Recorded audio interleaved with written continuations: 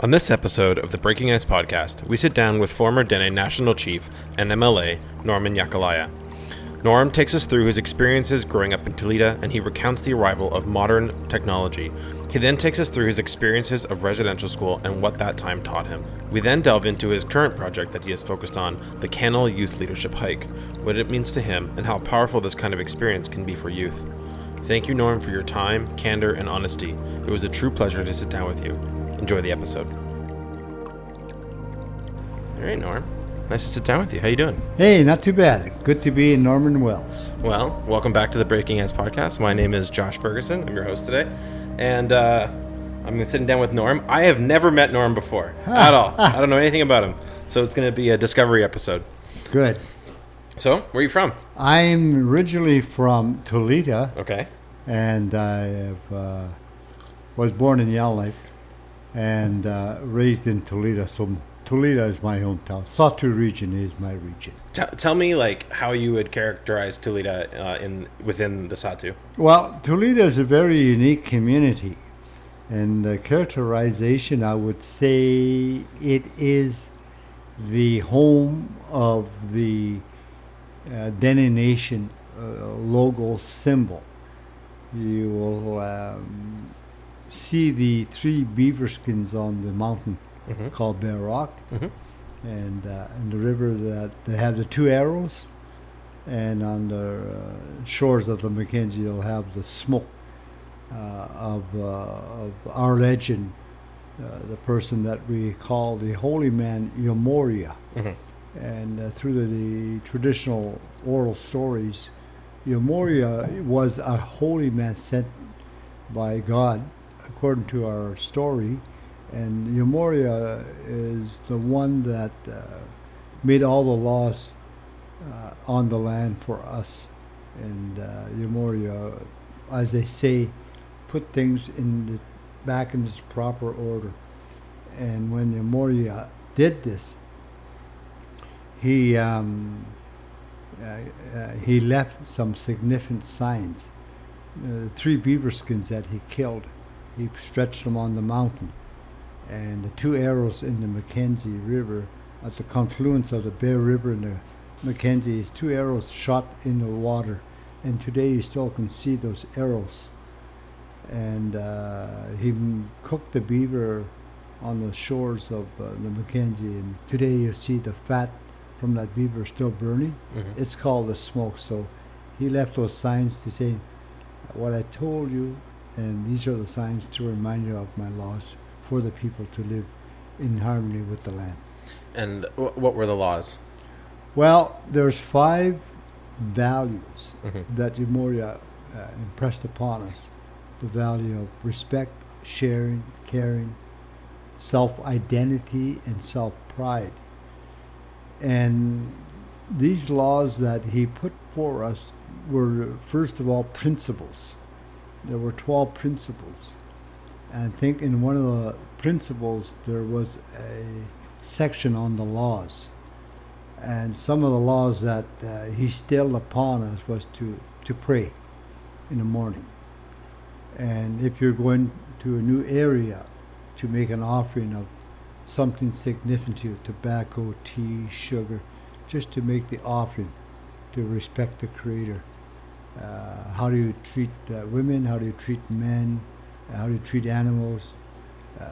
When you kill an animal for your family, there's certain ways that you got to handle these animals. So there's a whole whack of laws that we have. When you come to a new area, you make an offering. So it encompasses everything of you being a Dene. And being a Dene means a human being. And so that's what we say, you are a Dene, means that you're a human being. And so we have those type of laws. How do we come into a relationship that works for both of us? Oh, that's beautiful. Yeah. That's very cool. And how, I guess I kind of want to, can you paint a picture of what Tulita was like when you were growing up? How people cared for each other and what kind of, where the culture was at and and just some of your experiences as a young person? Tulita was a very small community, and Tulita was a very happy community, a hard-working community. When I recall what I remember in Tulita, that we ran dogs, so we had a dog team, and there was no electricity, so we were in the summer that it was okay because it was a lot of daylight, but in the fall time, winter time, we had candles, and we had to make our own candles. Okay. What did you make candles out of? Lard. Okay. Yeah, lard and wick, we make it. And we had gas lamps, we had wood stoves, we had 45-gallon barrels that held our water. Mm-hmm. In the wintertime, we got clean ice from Bear River. Mm-hmm. We ran dogs, like I said. We had 3 dogs. My dad had 17 dogs. We cut wood with a bandsaw. Mm-hmm. Everything was done by just doing it. Yeah. And Tulita was very close-knit. We had a lot of families, a lot of cousins. We had school that went up to grade 7, and then in grade 7 we went to Groyer Hall School in Iniga to complete our education. Trapping was quite active. Mm-hmm. A lot of hunting, a lot of berry picking, a lot of fish nets, and Tulita was a lot of fun because we were carefree. Yeah. But it was very strict in terms of, visiting people. If we visited an elder, we actually worked. We didn't sit around. We actually cut wood for the elders, split wood, clean house. We did all those chores for the elders. Yeah. Our parents would send us to Granny and say, help Granny, with water. Help Granny with dishes, or cut her wood, or we shared a lot of our food, animals, the moose, the caribou, the fish, and we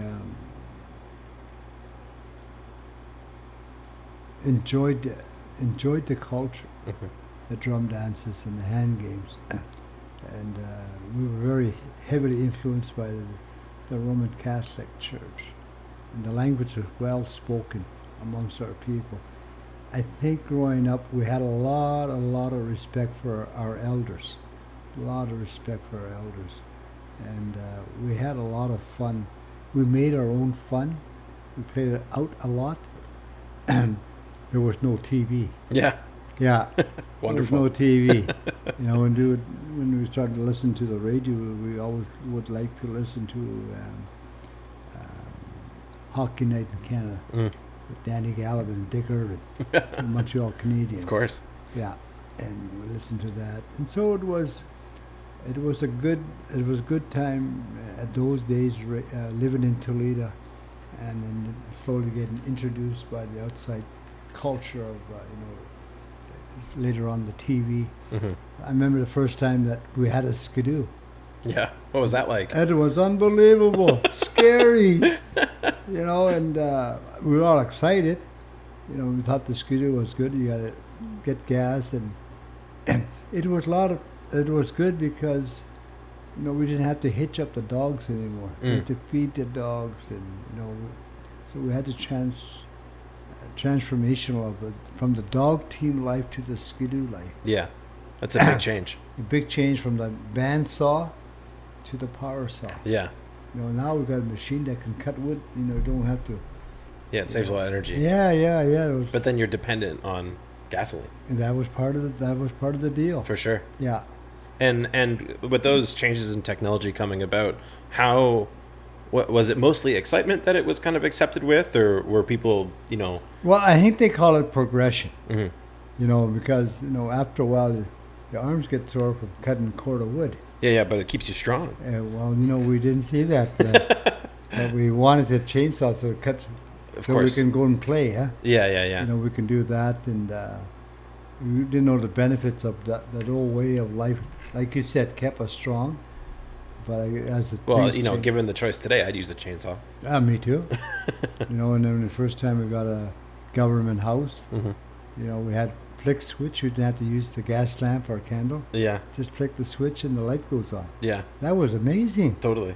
And then we had big 50-gallon, 200 gallons water tanks. You didn't have to go and get water out of the Mackenzie or to the central water pump station. We had our own water. And that all happened pretty fast. It did in the 70s. Like, things were moving. That would have been pretty shocking. Yeah, we had our own furnace. Yeah. So, you just click the little furnace button. The furnace was going, the heat was going. You didn't have to pack wood anymore. Yeah. We had an electrical stove. You have to make fire now. You can just turn on electricity. And yeah. It was wild. Yeah, no kidding. Yeah. And then, so then you went to school in Inuvik. Yep. And had you been to Inuvik before that? No. I went there when I was 5 years old. And what was that like? Well, it was a totally different world. It was already more developed up there. Somewhat, yeah, because we went into the Groyer Hall, which was, over 100 young boys. Yeah. Both junior and senior boys, and it was totally different. It was all new. And my mother sent us there. And being in Groyer Hall was totally new because it was run by the Roman Catholic Church. Yeah. When we were young, we always were told, listen to the priest, listen to the Roman Catholic nuns, because they work for God. And so when we went there, fully surprised that I wanted a totally different way of life. We were stripped of our clothes. We were deliced. Our heads were shaven. And they gave us a whole set of new clothes. In those clothes, everything was marked with a number. So I was the number 153. So I had to mark everything of my personal belongings, toothbrush, my jacket, clothes, everything was 153. We were identified by our number, not by our name. Yeah, that's really strange change. That is really strange. And when they say our number, we would have to, if we didn't raise our hand, they would give us a good little whack across the head or face. Yeah, that's not great. No. But, that was what we had to endure. We survived it. Yeah. And humans are incredible at surviving. We're the best. We are the best. Well, we've been here for thousands of years. Survived this country, with the Muskin boat. Incredibly adaptable, right? Like we had to be. Yeah. You had to be. I remember a story where our elders talk about the season of 2 winters, back-to-back winters. People now are saying, well, this is nothing new here. Yeah. We had a season thousands of years ago. Our story was 2 winters in a row. Yeah. That's as hard as it gets. It's hard as you get, and being in residential school, we became survivors, good friends. It's strange because we couldn't talk to our sisters. It was forbidden. Because there was a girls' school as well? There was the same hostel. Okay. But the girls' dorm and then the boys' dorm. And you couldn't talk to them during the school day or just at all? At all. We were forbidden. Yeah, that's no good. We were kind of strange. My sister, and I want to talk to Annie. We couldn't talk to, so we had to sneak communication, by waving at her, and she'll wave at it. And if we got caught, we got hit really hard. Yeah. And I was trying to say, why couldn't I talk to my sister? Yeah, there's no good reason. At 5 years old, you're trying to figure it out. Well, and what kind of conclusions do you jump to, right? Like, don't talk to your sister or you're going to get punished. Well, of course, but that's... I don't want to get punished. I'm 5 years old. Yeah. Man, that's so tragic. Yeah, it's kind of the stuff that we don't really talk about much because it hurts.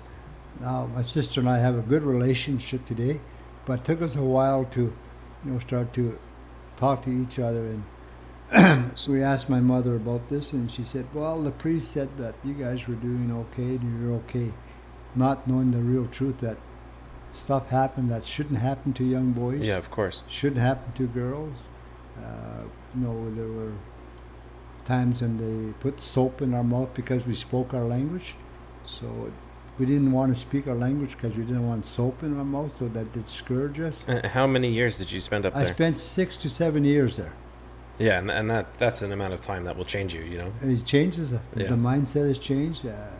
Coming out, didn't want to be an Indian, didn't want to be any indigenous. I wanted to be a white man. I wanted to work.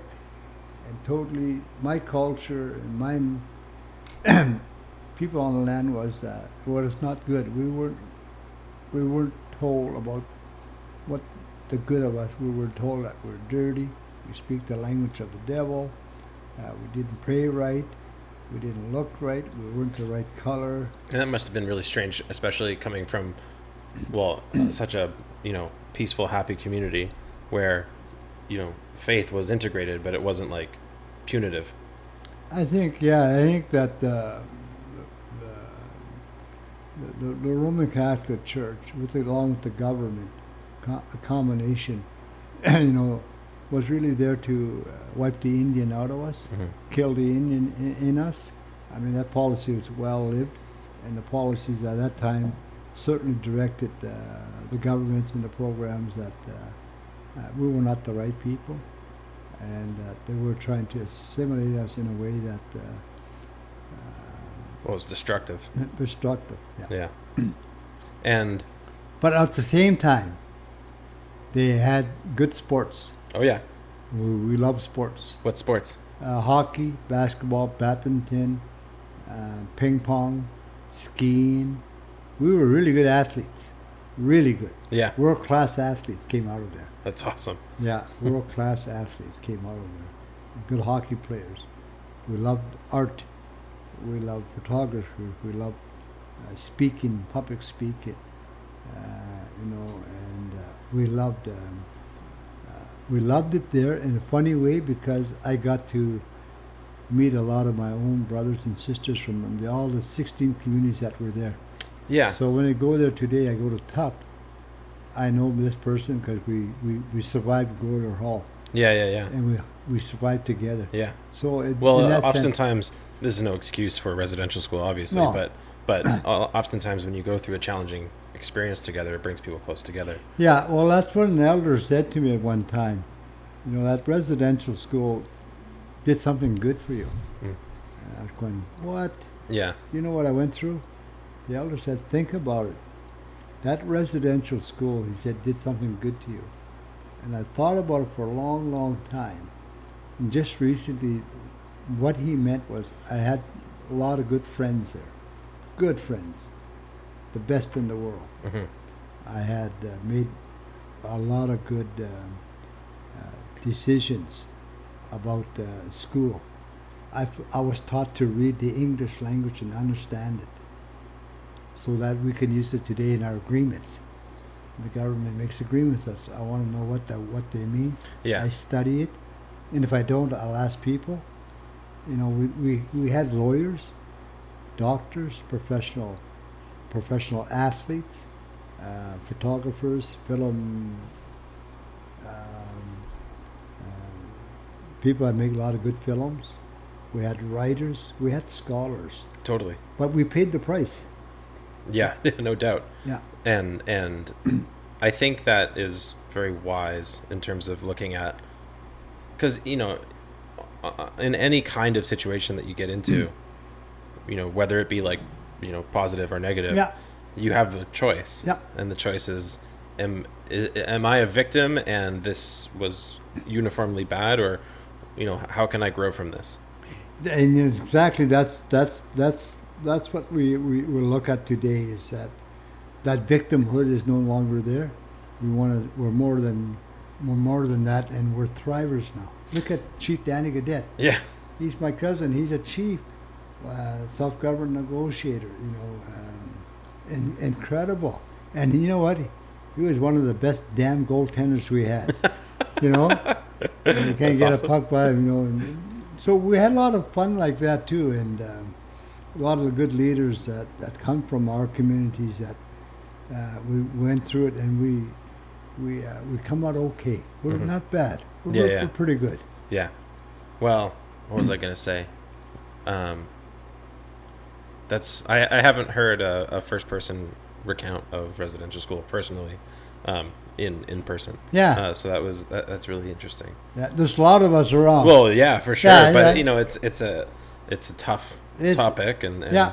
I think there was a very wide variety of experiences, obviously, that people had going through that, and it's traumatic. Yeah. But there's, like you're saying, there's also a lot of growth there, and I think that is due to the perseverance and the adaptability of humans, Yeah. and not credited to the school specifically. That's right. Now, I think the schools just told us that that's not the way we want to be. Mm. We've got a different way of looking at life. And, it served its purpose. What that residential school taught me was forgiveness. Mm. I had to learn to forgive the Roman Catholic Church. The four men that were abusing the boys. And same with the nuns abusing the girls. I really had to learn about forgiveness, and I fought hard to come to it. I even went to Rome to see the Pope. Okay. Yeah, And Tell me about that. What was that? That like? was wild. No kidding. No way. Yeah, and I'm on When did you go to Rome? April 1st, a couple of years ago. Okay. With the delegation from Assembly First Nation. Okay. When I was the regional chief, that was one of my tasks, was to organize the visit to the Vatican. Because the Pope finally said, I'll have an audience with the indigenous people. So part of my job as Assembly First Nation chief, I had to organize it with all the leaders across Canada, mm-hmm. and with the Roman Catholic bishops. Yeah. And so I did that, and I got over there, and I was telling my wife in the delegation, the Vatican, you only read it in high school. The cathedral, Michelangelo's painting, and you only read it. I'm actually here. Rome's got the best darn pizza. Man, it's good stuff. And spaghetti, oh my God. Yeah, oh my God is right.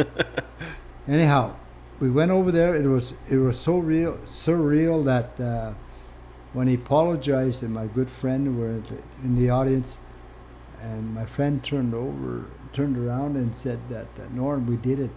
His name is Ken Young, one of the first Aboriginal lawyers in Canada. I said, what do you mean? He said, he apologized. I said, really? Did he? He said, yeah. He said, I read his speech, and sure enough, he said, we did it, buddy. I said, we did it. After 25, 30 years of pushing the Pope to apologize, the Roman Catholic Church to apologize. And that was good. I was still daisy. What did that do for you? Well, I thought I'm done. I heard the Pope apologize to the residential school survivors. And I got back to the hotel. I got really angry. I got really angry. It took this long to apologize to the indigenous people mm-hmm. of the residential school, suffering that he caused amongst us. It did to me a feeling that my mom was not here to hear it. It wasn't her fault. Yeah. To sending us to residential school, and I wanted my mom to hear the apology, but she wasn't here, so I got really angry. Really angry. And was that angry with the Roman Catholic Church, or yeah? It was built up for the last 54 years coming out. Yeah. And I really got angry. I swore, I cried, I yelled. My wife cried with me. I said, it's all come to this point. We slept, little nap, and got up, and I felt freedom. I have never felt freedom in my life before. Wow. I'm telling you, Josh, it was like, I can't describe it. It was the freedom, calmness. And I said to my wife, I'm hungry, let's go eat. Let's go have some pizza. Yeah, pizza. So we went down and had pizza. It's okay, I've done this. How long I've been asking the Roman Catholic to apologize. And it was an unbelievable feeling. Wow. And I'm my first step to forgiveness. Yeah, not holding them in that place of. Well, in a lot of ways, the holding on to, this isn't specific to the situation, but kind of if you're in a place where you feel like you're a victim, it can kind of keep you in a cage. Oh, definitely. And it's your mindset. It is. Right? And the thing about that is that you have the key to open it, but you don't open it. Well, and you don't even necessarily know how to. Yeah, that's right. Yeah. How do you open it? Yeah. I'm so comfortable being the victim. Yeah. I'm so comfortable getting mad and justifying my anger against the church. And then, and it's not my, government. these things were done to me. It's not my fault. And yeah, all that stuff. Yeah. All that crazy stuff. No wonder I drink. Yeah. Because, who would withstand, the abuse? Not only sexual, physical, emotional, but spiritual. Yeah. Abuse. All that abuse stuff, and... well, and it affects you on the deepest levels. Oh, definitely. Definitely, and all this stuff the residential school, I kind of use all that today by bringing the young people on the Canol Heritage Trail, called the Canol Youth Leadership Hike. Yes. And I say, wherever you're going to have and what you're going to do in life, set a goal. Mm-hmm. Set goals for yourself. As you set goals, you reach them and you go a little further. It's called a mountain without no top. Mm. I get so far, then I go see further, But you can do that by yourself. That's great. But it works better with a team. Yeah. And whatever stuff that you pack on in life, that's what you're going to pack in life. Now, some stuff you're not going to need, but you want it. Yeah. But or you're used to having it. You used to have it. Yeah. On the hike, your 60-pound packs are heavy, and it's one of the toughest hikes in the world. And you need other people to help you. You need to guide, but you become a leader by learning to work with you. Yeah. Learning to trust you. I need you out there, Josh. I need you. So let's work together. Yeah. Well, my background is I come from Ontario. Oh, yeah. And I lived there until I was 9 years old, but then my family moved to Mexico. And I lived there for 10 years. But every summer I'd come back and I would go up to northern yeah. Ontario. Yeah. About 6 hours north of Toronto, and I would go on canoe trips with the summer camp that I went to. And it was intentionally very difficult. Like, it wasn't easy, and that was the point. It brought people together, but the same kind of thing. Like, you're talking about the Canol Youth Hike and how powerful that is to help people realize maybe what they're carrying around that they don't need to be carrying around. You don't need it. Yeah. But it serves a purpose for a reason. For sure. And that's like, is it serving you good? Is it serving you in a way that advances you? Sorry about that. Well, no, that's okay. I was just going to say, like, you might be carrying something around and that is serving. There's something about that's serving you. That's right. But there's something about that same thing that's holding you back. That's right. And you can shed just what you don't need. That's right. And that's what we do out in the Canol. Yes. We take our time. We build a relationship with the young people. I don't know their background. I don't know much about them. But the Canol gives us a golden opportunity in the evening like this, just chat like this. Totally. Like interview each other. Okay, I get your idea. I get your thoughts. Yeah. And it's a very unique spiritual sense. When we get to appreciate people in our life, the Canol Youth Leadership Hike is all about personal development. For things to change, they have to change. We can blame the government, the weather, and all that. It's part of our life. We like to blame. We like to justify. Well, it's easy. It's easy because that's just who we are. Yeah. But the Canol brings out a different form of working together. Yeah. And get to learn the land, the language. They get to help each other. You know what they do? They get to think. Well, and they're forced to think. Yeah, because they have to, otherwise they die. Plain and simple. Yeah. So if we're going to cross the river, I tell the youth, okay, how are we going to cross that river? Think about it. They'll sit and they'll think. They need each other. Mm-hmm. They need to help each other. They do all the thinking, and the fire is in the evening, and the fire is burning out. You need to think, okay, in the morning they got to get some dry twigs because it might rain. Mm-hmm. You put the fire out, or you make it stronger by, you watch the animals. Everything is taught how they think. They don't have this cell phone. Yeah, it takes yet. you out of that. Eh? Yeah, Yeah. They don't have that, so now they put it away. It's highly addictive. Mm-hmm. It's a dopamine addiction. Oh, absolutely. I do that. Yeah. What the hell? Part of life. But out there, we all learn, okay, we need to communicate now. We don't need to swipe and deny and all that. Yeah. It's good for taking pictures. Well, yeah. There's it's a So tool. it's a fine balance. Yeah. And we teach them that. And I think the kids learn that, how much we need each other, and use that device in a good way. Because it's highly addictive. Well, you can confuse it with your personality. Yeah.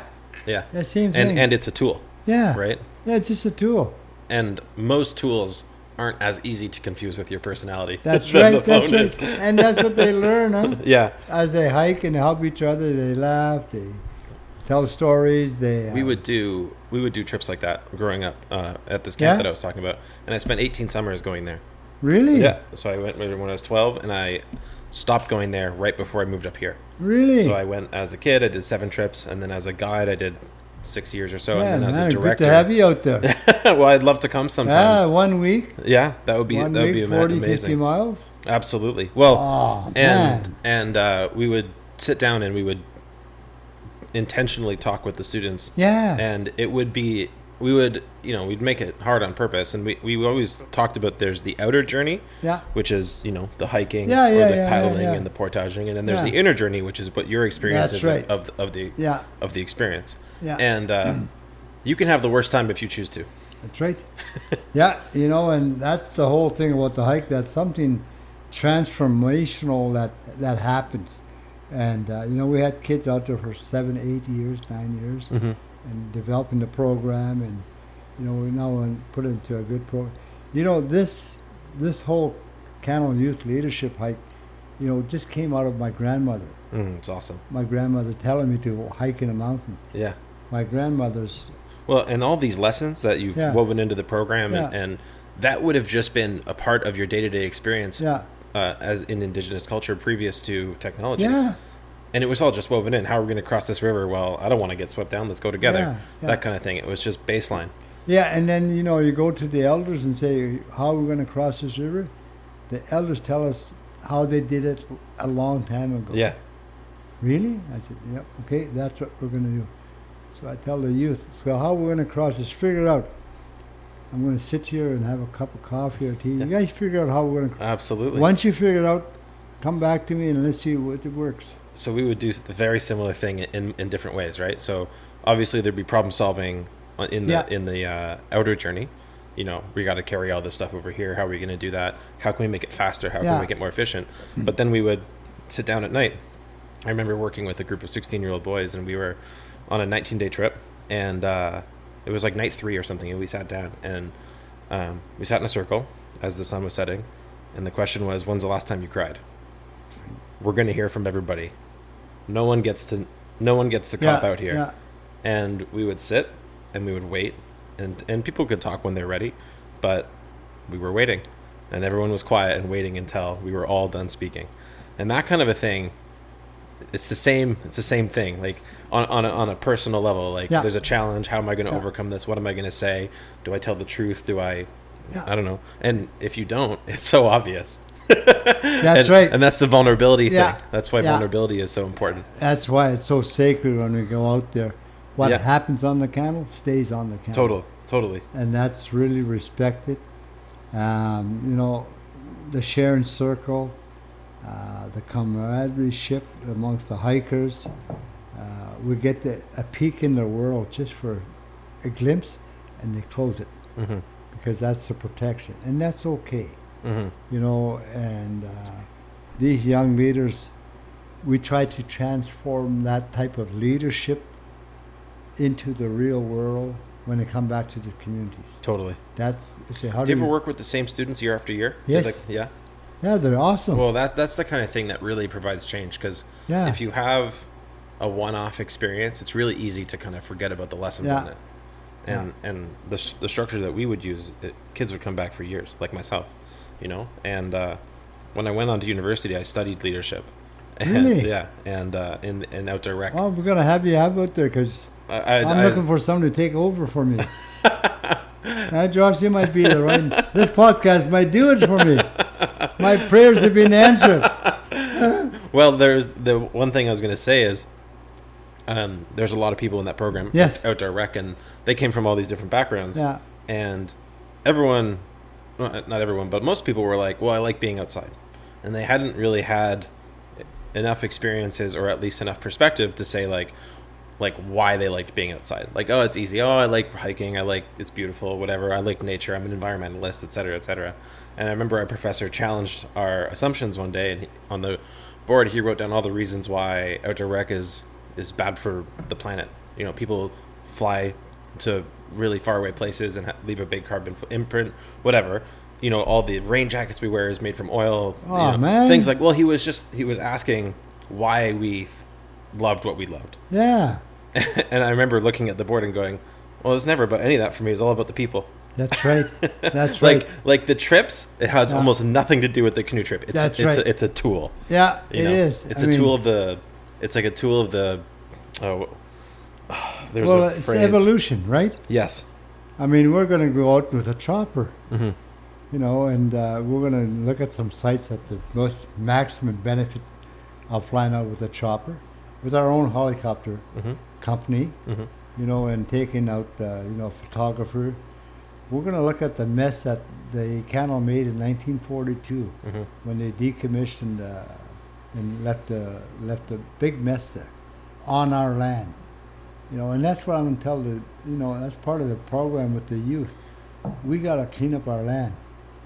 I mean, it's there. We got to clean up. We got to hold the ones who are accountable for that.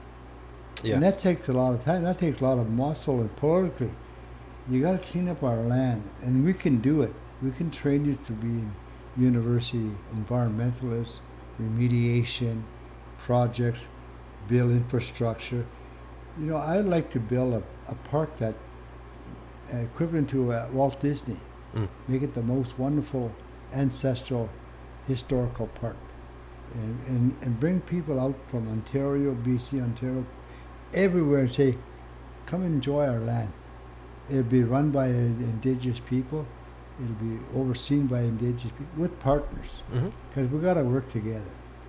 But it'll be from our land claim that I negotiated in Chapter 17 of the protected areas, is that all this is for you, and you have to set yourself up. But in order to know, you have to walk the land to know the land. Mm-hmm. And there's a mess on it. And I like to use that analogy. Is the mess on our land, the hike, you're going to see the mess in your life.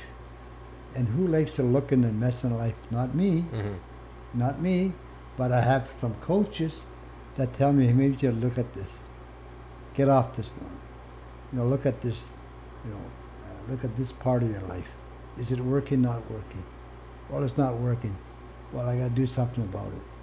Same kind of thing with the Canol Youth Leadership Hike. I got stuff from residential school that I've been hanging on to. I need to let go. I really need to let it go to get some freedom. So how much are you still hanging on to? Do you still have stuff? Oh, yeah. Yeah. It's like when you're walking in the Canol Trail, you can see the mountain there. Mm-hmm. You walk over a day or so, and then we get to that mountain. I look, there's another mountain, and I get to there. And I get to there, then I go to another spot in the mountain. I can see it further. Every place that I walk, I get to see further, then I get to see further. And while I'm walking, I get to start letting go of some stuff. I've been maybe not such a good father, not such a good employee, not such a good student, not such a good son, and that's the stuff I need to let go. But I've also looked at, there's parts where I'm a good father. I'm sober. Yeah. I haven't drank for 37 years. That's good. I've learned to forgive. I come from a family where I was raised by 3 dads. Which dad do I listen to? Yeah. Small community. Yeah. And I had to learn to forgive my dad for leaving us at 5 years old, 4 years old. I was very angry with my dad. He liked drinking more than he liked us, I thought. Whoa, something wrong here. Yeah. But I did it too. Yeah. Until I stopped drinking. And I had to learn to forgive the priests for what they did to me. I like the metaphor you're using about the continual peaks. Yeah, and mountain no top. Mountain with no top, and how, there's baggage that you're holding on to and experiences through your life that no matter how much you let go, there's still more that you can let go of. Isn't that crazy? When's it going to be end, Yeah, but there's also something, I think, important in terms of coming to peace with that. Because you can be frustrated by that if you want. Yeah, coming to peace with that it's wonderful. In the Canol, after the hike, after 10, 12 hours of hiking, it's a 60-pound pack, sitting there, having a coffee, have a smoke, and it's just beautiful. Capture that in your mind. Man, you can't beat, it's priceless. Yeah. I mean, it's priceless. You wish everybody would have this experience. And I always call that the letting go and that kind of work. I call it the hard work. Yeah. And so many people aren't willing to do the hard work. No, you got to pay the price. You got to pay the price. You got to pay the price. In the Canol is you pay the price because only you are responsible for carrying your pack. If it does get heavy, like a toothbrush or a little pack of snacks, you could share the load with somebody else. Our packs is just as heavy, but we know, okay, we'll help you pack some stuff. So we share the load. We share and help each other. One step forward. I heard this thing that is talking about, speaking about sharing the load and whatnot. Humans use community to keep ourselves sane. Yeah. So, interacting with people and talking to people and kind of sharing and communicating and relating to each other helps. And everything is going properly, people will do the same back to you. Yeah. And you can help keep each other in check. So there's a part of, that basic kind of communication where it helps us have a reality check and make sure that we're calibrated properly. Well, that's a basic human need. Totally. That's a basic human need, and individual. We use like some scientific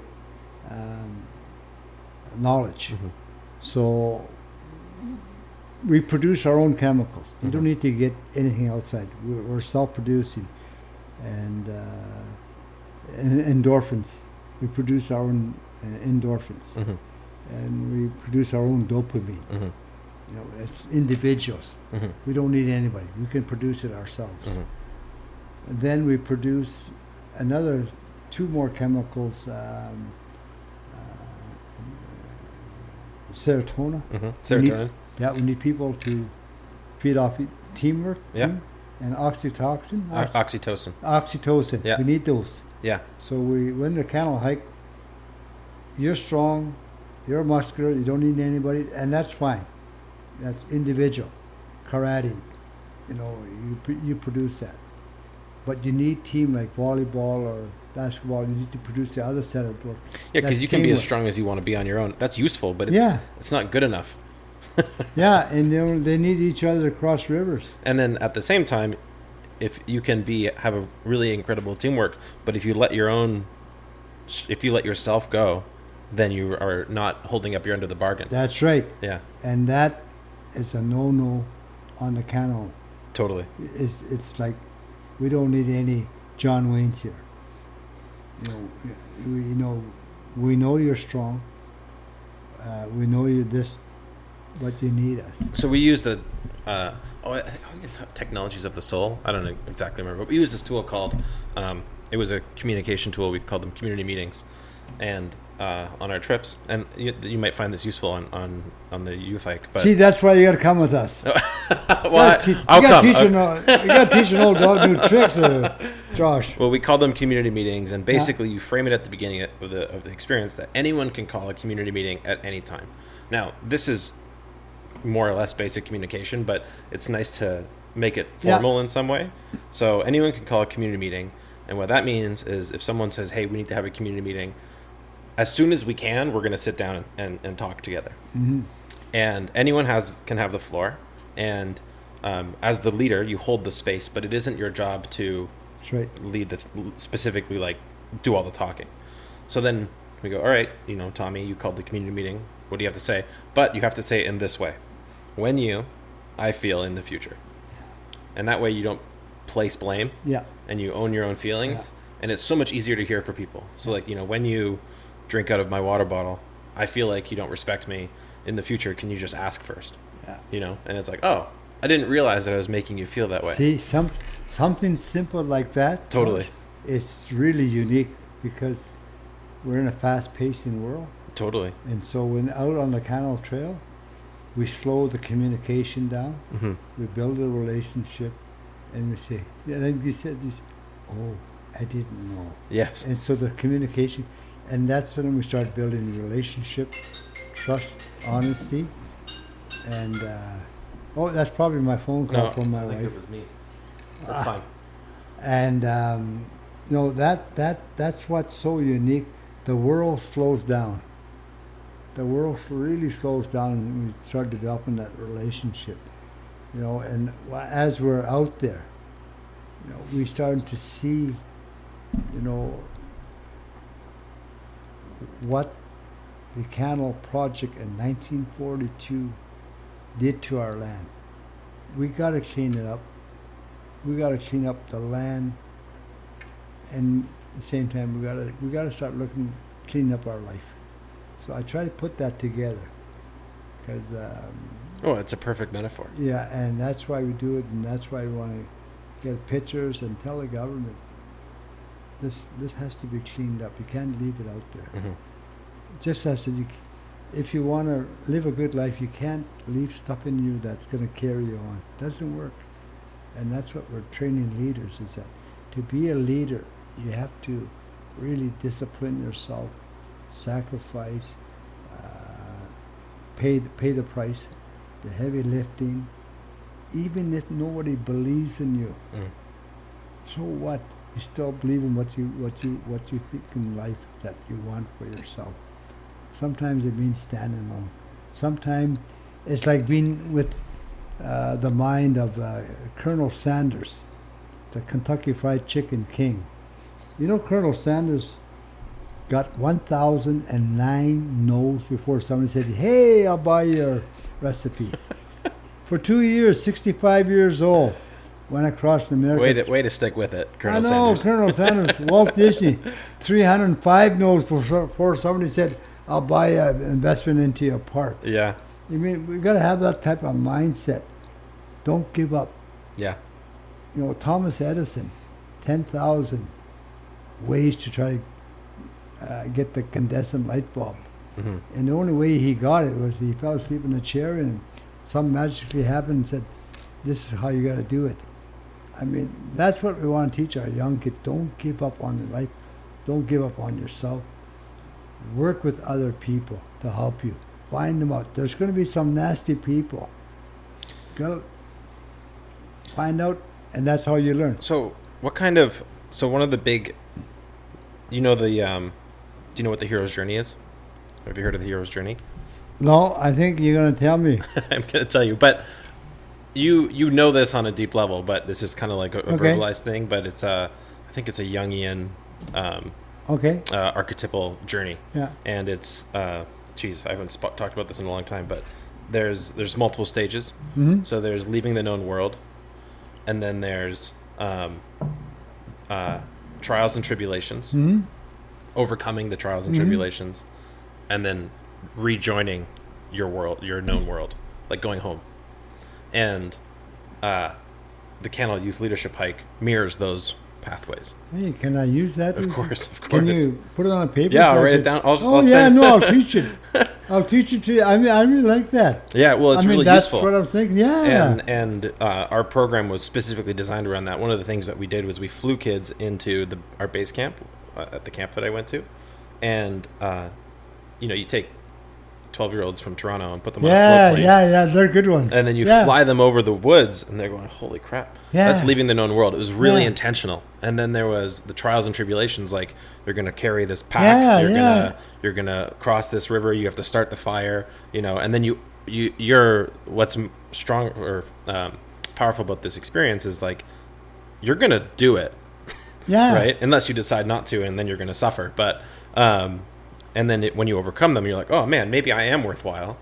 Exactly. So how much focus, this is my question to you, how much focus on returning to the community do you have in the program? Not too much, and that's where I'm lacking. Yes. That's why I'm excited, because it gives me a framework, and we don't spend too much time returning, and that's one of our downfalls, weakness. Yes. And that's why we're doing this week, let's look at the whole entire project, the Canol.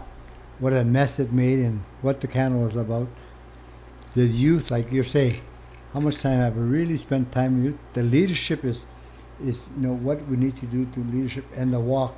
So I like your concept. Well, it's not mine, but it's super important because the return and the recognition is what cements the change. We're not doing that enough. Yeah, and I think that most wilderness programs, aren't doing this enough. Yeah. And this is across the country, but so for example, we would really intentionally talk to the kids and say, like, look, you're going to go home, and you're different now. You've grown, and when you go home, how can you show everyone that you've grown? Yeah. And small things like a 15-year-old, like you can unload the dishwasher. That's right. And you can do your own laundry. That's right. And if you don't intentionally show people that you've changed, they're going to treat you like you were before. Exactly. And then you're going to regress to how you were. Yeah, that's exactly what you're saying. That's the one I'm trying to figure out. So I think it's as simple as, it's not necessarily that simple, but you need to incorporate, I think, leadership. You could have, chiefs or someone host a dinner and the youth come, and you could invite, it's open to community members or whatnot. You could do a presentation. Yeah, but it needs to, but not with pictures. It needs to be from the heart. I think if youth What about the 1,000 words for a pitch or something like that? Well, yeah, but come on, man, work with me. Oh, way to undermine it. Come on, Josh. But if each, I don't know what that is. Like, imagine if each student stood up in front of the community and that would be powerful. Told them how they've changed. Oh my God! Then people heard it. Oh my God! What you're saying? We were going to do that one year, if we had money. We were going to put a presentation together with some youth. We got Coval Lake, Good Hope, Norman Wells, Delaney, and Tulita, and we were going to do a presentation. I was working with education and culture. Yeah, come to our fair. Unfortunately, the money didn't come through. The idea didn't come through. But that was one of our goals, was to go into each community, like you said. Yeah. And let the youth speak, get 3 or 4. Well, I think it would be like, obviously, going to each community and presenting to each community or bringing everyone together would be more powerful. But in lieu of that, anything is better than nothing. Like, I feel like sometimes people go, we don't have the funding, we don't have this. And then you don't do anything. Well, yeah. And then, that was our mindset. For sure. But, and then what? You just don't have, then you give up on it. Exactly. And you're teaching me something here. You could, honestly, like, you could be like, hey, like, we're coming back to Norman Wells. We'd love to have a community dinner. It's a potluck. Anyone who wants to come, bring some food. We're going to cook something, and then your costs are, I'm sure the town would donate the community center or something. And then anyone who shows up, and you could film it on a phone and put it on social media. What about this podcast? Well, we could do it on here too, for sure. Just let it out, because there's some. Well, I'd love to talk good... to a youth actually from the trip. That would be awesome. I would get your name. Okay. I would get your name right away. There's some really good youth. We did a rough estimate on how. When does the trip happen? Sorry. It's going to happen. It's supposed to happen this week, but other things that we really couldn't do it. So that's why I have some people working with me on, just taking a step back and having discussions like you're having right now. Yeah. I got some members here. Edward Uzi is here. Cool. And just take a step back and say, hey, when you say remediating the trail, what does it really mean? When you say land claims under Chapter 17, what it means. When you say youth, what are you talking about? Elders camp, infrastructure, to building emergency shelters there, that we have a society. What do you really mean? Land transfer, what do you really mean? The history. And so it's really taking a step back and say, okay, we got this product. Are we doing what we said we were going to do? And do we have the proper mechanism? Ideas like you're talking about is powerful. How are we promoting it after the hike? Are we going into the schools and saying, here's a Canol Youth Leadership Hike proposal, our presentation? If the youth were to speak in front of the community, yes, I think it would be important to frame it for them to say, I don't want you to get up and talk about remediation. That's something we're already focused on. It has to be about you. That's right. And exactly. How you've changed. That's what it is. Yeah, because but the reason I say that specifically is because it's so easy for people. That'd be really powerful. And then you have a youth stand up and talk about environmentalism and blah, blah, blah, and this out there. And it doesn't mean anything for them. Like, it might, but it doesn't truly mean about them. If they're passionate about it. Yeah. You can be passionate about it, but you can so often mask. You don't have to be vulnerable to talk about that. So I remember one of the things that we did at the beginning of the summer. So we would do a staff training. Yeah. And the staff would... we would do a staff training, and the staff would come together before all the kids got there. We had about 50 staff, and we would do about 50 canoe trips a summer. It was a massive operation. And one of the summers we did a storytelling hour at night, and different staff would come up and tell their story. And the framing was from our director. So you're going to come up and you're going to tell something that's true for you. Mm-hmm. And we're going to do one volunteer and then one name out of a hat, one volunteer, one name out of a hat. And if you're not going to tell us something from the heart, don't waste our fucking time. Yeah, that's right, John. I mean,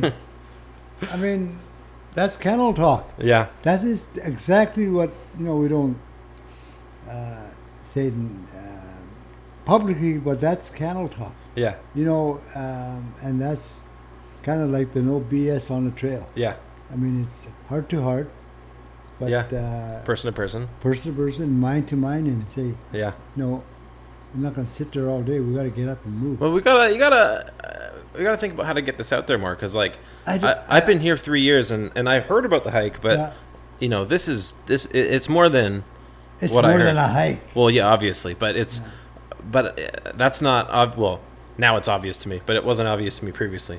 Yeah. And I think we need to think about how to put this out there more. I wouldn't mind you having part of our team, because that wrote the communication, the promotion. I need some juice. Yeah. Say, how do you get it out there? Well, let's 18 years. Yeah. And I got other people interested in working. I've got some work to do with some other people and expose it, and right now I want to establish it.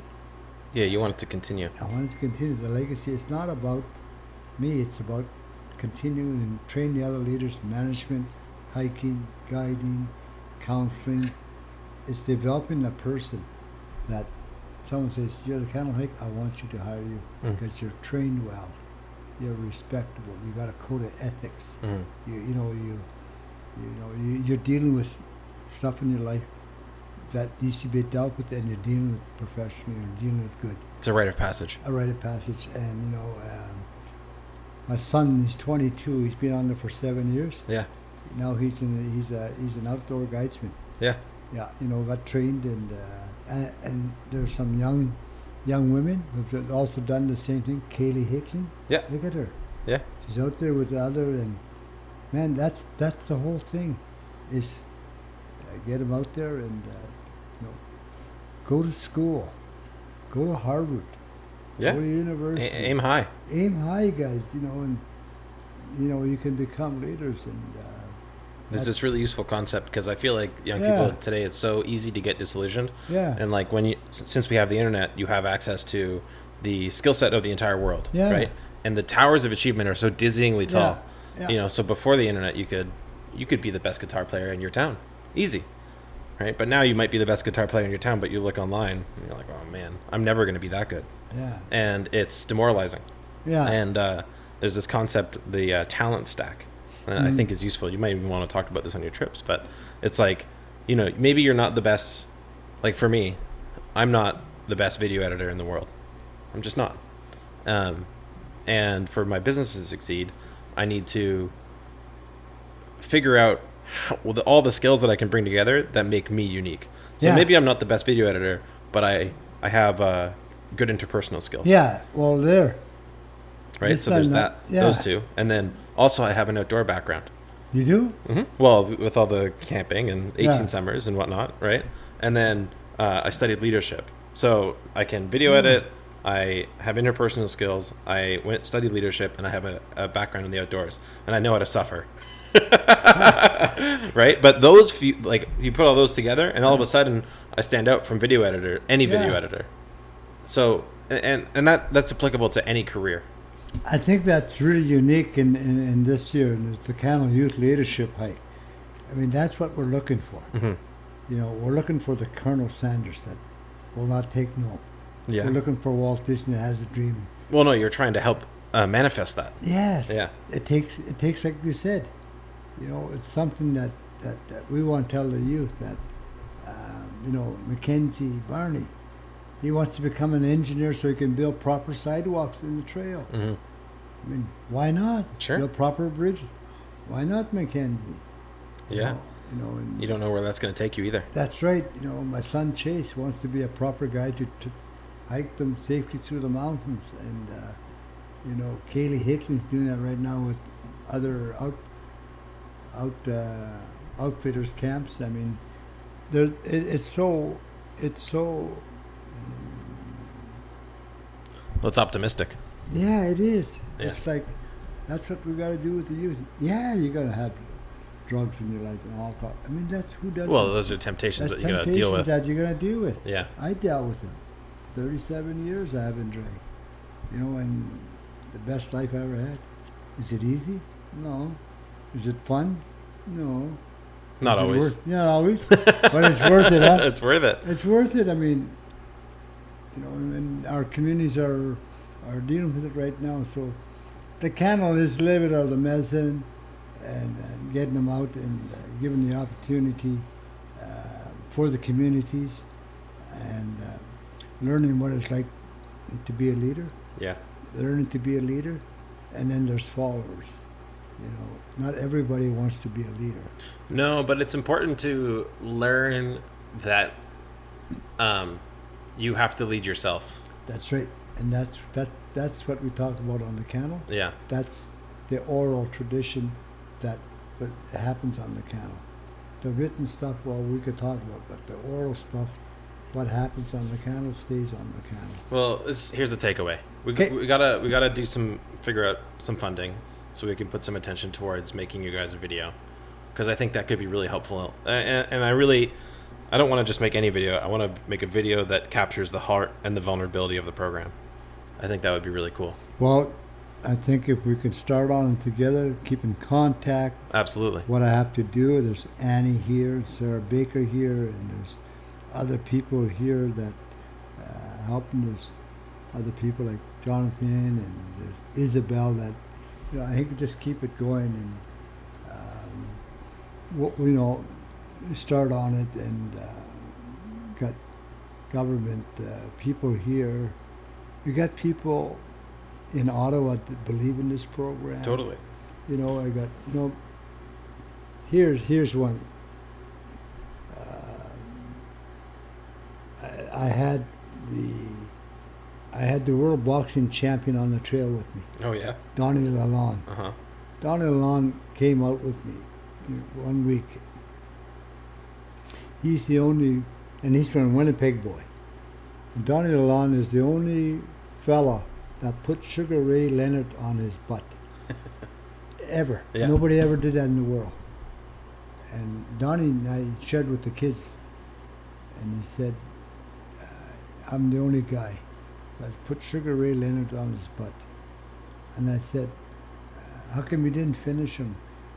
How come you didn't finish him, Donnie? And he got up and he said, Norm, he said, I grew up in a foster home. I was taken away. And all my hurt and anger made me a world boxer, world champion. And he trained with Muhammad Ali's trainer. And he said, I just couldn't hit him. Mm. I knew what it's like to get hurt, be hurt. So I got up, I shook it off, and said, I'm trying to hit Sugar Ray Leonard. He said, somehow he's had a glow around him, and my boxing went like this. I couldn't hit him. He said, and Sugar Ray Leonard, won the fight. Didn't knock me down, but he won the fight. And he looked at me, he said, you know what? I lost, but I won. I said, what do you mean? Sugar Ray Leonard that night won $6 million. I won $3 million. He said, go figure. And then he told me the story of Rocky. Sylvester Stallone offering the part in Rocky. Yeah. And he told Sylvester, that movie's not going to go very far. He looked at me and says, go figure. That type of discussions with people of that quality. Yeah. Out happens on the Canol, and expose us to young people that Donnie Lalonde was, just coming out of Winnipeg. Yeah. Foster parent, parents split. Father drank too much. His mother took him, and went into the system. And you could be a Donnie Lalonde. Well, what's that? Aim high because, and aim high and tell the truth, because, if you do that, you could be great. Yeah. And maybe you're great. And that's why we call it the greatest hike. The greatest hike. Well, Norm, this was an absolute pleasure today. Anytime. And thank you very much. We'll be in touch. You betcha. Absolutely. Okay. Thanks for coming on. Okay, rock.